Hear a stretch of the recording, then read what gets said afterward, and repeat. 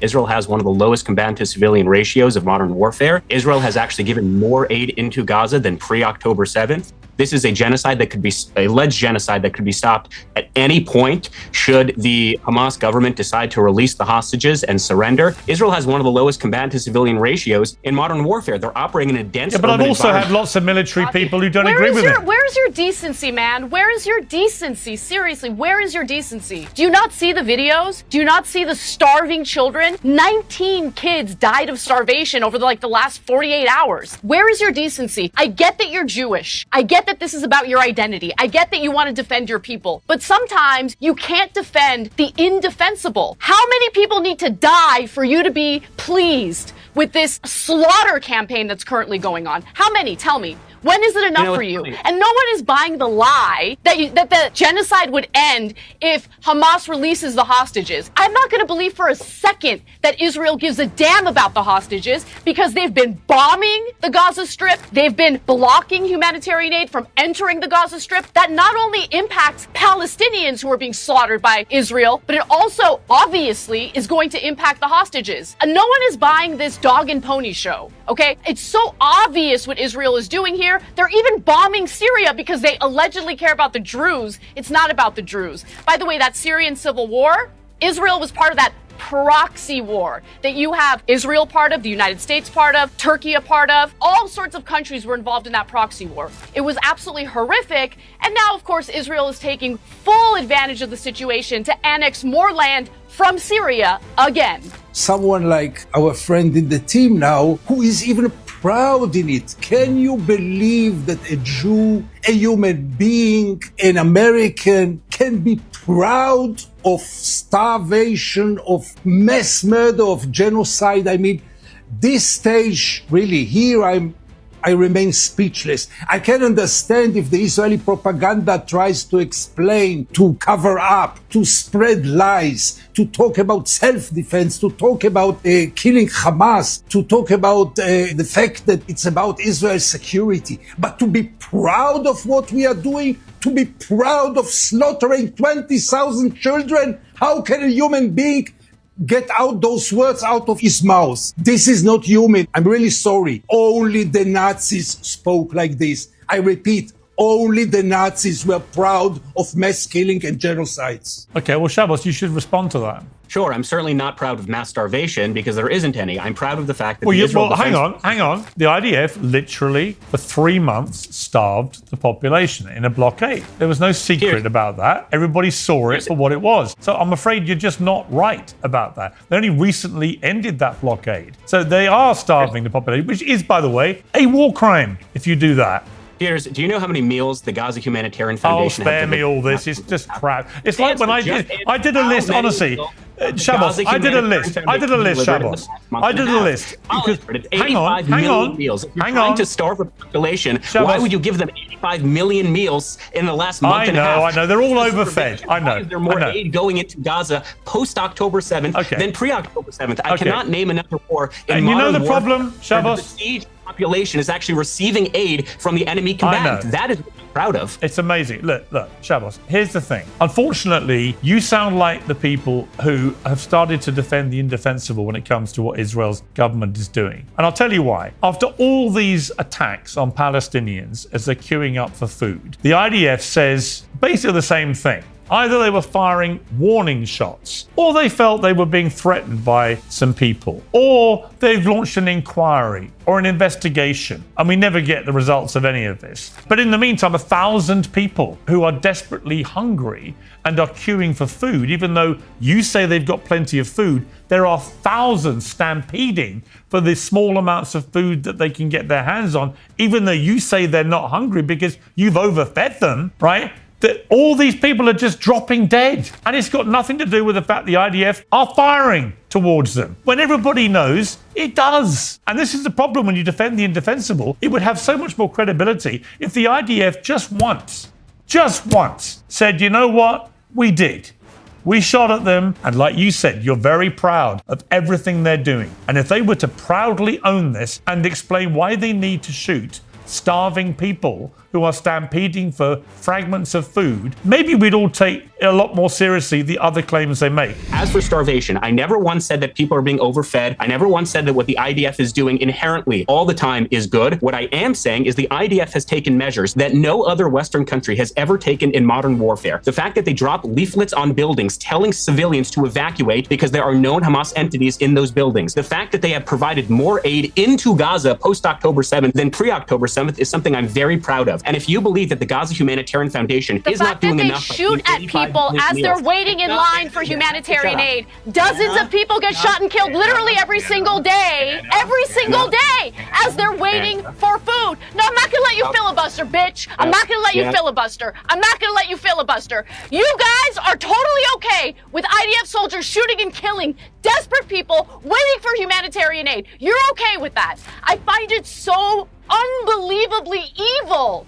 Unbelievably evil. It shocks my conscience and my soul that people as evil as this exist in this world. Okay? Watching these images, looking at these videos, seeing all these kids desperate, hungry, parentless, trapped in Gaza. And you're sitting here and you're defending it. I can't stand it. I can't listen to it. The filibustering is unbearable. It's unbearable. And what I tell you what, I can't take it. How can you watch all those kids die? Okay, and be let me okay bring with it? Gideon back in here. Will you call on Hamas right now to surrender and release the hostages? Do it. Do it right now. Say, I called out Hamas.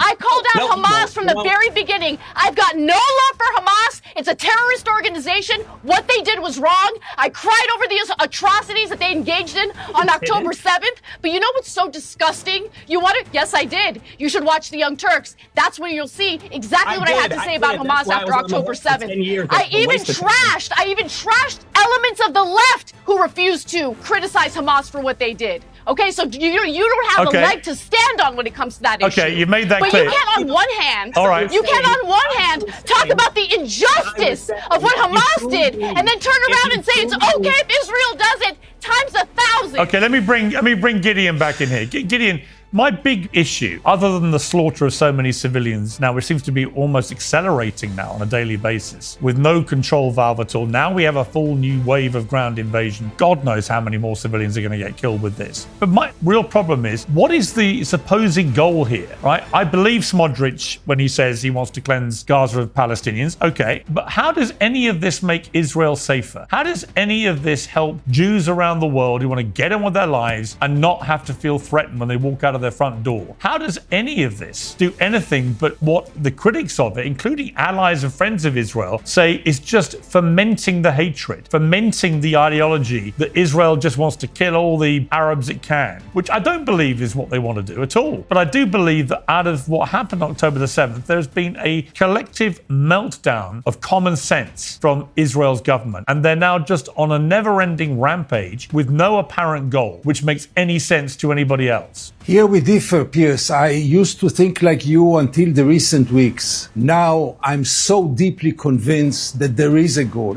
a very clear goal. And the goal is the ethnic cleansing of Gaza. It is systematic. It is well planned. And listen to what I have to say. All the Holocaust in history started with moving populations and concentrating them in one concentration camp. Israel is doing it by the time we are talking now. Secondly, Israel is destroying the Gaza Strip systematically. It's not anymore a building here, a headquarters there, a school here, a shelter there. No, it's systematic destruction with huge companies who do it for a lot of money. Destruction of Gaza, which will make it unlivable. We want Gaza to become unlivable in order that the Palestinians will leave Gaza. Stop thinking that there is no goal. The goal is crystal clear now. I don't know if it will be achieved, but it is crystal clear, and it's not Smotrich. It's not only Smotrich. It's the army, it's the government, it's big parts of Israeli public opinion to destroy Gaza, make it unlivable, to push them to the southern part of the Gaza Strip, to put them in concentration camps in which they will be longing to the days that they were starving in the Muasa and in other places, because life there will be much more of the hell. And then, according to the plan, and they said it, whoever will want to leave will be able to leave to other countries. So we are watching, by the time we are talking now, a horrible plan, a satanic plan of ethnic cleansing of Gaza. There is a goal, it's very clear, and the world has to do something immediately to stop it before it will be too late. The atrocities of the 7th of October were horrible. I was there the next day. I saw it in my own eyes. I will never forget it. Ever since then, Israel committed 1,000 7th of October. You understand it? 1,000 7th of October Israel committed. The children, if you take the numbers, the figures, the way that they are being killed, you see that we cannot claim again and again about the 7th of October and justify with the 7th of October all those horrible crimes against humanity which are taking place. There is a stage in which this is unacceptable anymore. You cannot again and again try to remind us about the terrible things that happened on the 7th of October and the 20 living hostages. You know that every 6 hours Israel is killing 20 people and they are as innocent as the hostages, among them many children. So stop with the 7th of October. It's unacceptable to rely only on this and to say the 7th of October enable us to go crazy and to do those crimes. And second point, stop speaking about Smotrich. The concentration camp in Rafiah is the idea of Israel Katz, Minister of Defense, nothing to do with Smotrich. Netanyahu let all this happen. It's not Smotrich. The idea of the humanitarian center or city, whatever, is clearly a stage on the way to transfer them. They say it, not I say. They say that they will be able to get out of this concentration camp only if they move to another country. This is ethnic cleansing, and it's not Smotrich. It is the Israeli government, the whole government behind it. If you truly believe, as my co-panelists have suggested, that the Palestinian people are facing a genocide, if you truly believe that they're experiencing a discriminate bombardment, then you would do everything in your power to ensure that the innocent civilian population are safely evacuated temporarily so that Israel can kill the terrorists who have embedded themselves in civilian populations, like schools, like hospitals, like nursing homes. The problem is every time Israel or Western countries suggest doing that, suggest moving a refugee population the same way we have moved any refugee population, it's called ethnic cleansing. So then the alternative, okay, but then you would have civilians living in a dense urban environment where they are exposed to warfare. And then they die because that happens as a consequence of starting a war you have no hope of losing. So it's sort of a catch-22. Either we can safely evacuate them to Egypt, which, by the way, also shares a border with Gaza and has zero interest in taking in the Palestinian population, or we can say, well, if you're not willing to safely evacuate them into humanitarian corridors, then you are exposing them to danger in warfare. But it seems like my co-panelists are suggesting that is preferable. That, to me, is something I cannot understand. That is not rational. That is not liberal. That is not justified. We should safely evacuate civilians, take out Hamas and the dictatorial tyrannical regime, and then once the war is finished, you can safely repopulate Gaza with the same civilian population and build Gaza into what it was meant to be when Israel left Gaza in 2005, which again, to your point of ethnic cleansing, Israel is doing a pretty shitty job of ethnic cleansing when A, there are more Gazans post-October 7th alive than there were pre-October 7th, and B, Israel has given up Gaza in 2005. They gave up the Sinai Peninsula in 1979. They have consistently given up land in the name of peace. You know how much land the other Arab nations have given up? Zero, because their starting position from 1948 was the eradication of the Jew from the river to the sea. And that's what the root of this conflict is all about, is the inability of the Palestinian leadership to recognize the fruitfulness of coexistence and peace. I believe in coexistence and peace. I believe the war should end. You know who doesn't? Okay. Are you going to let him filibuster? All right, final word to Anna.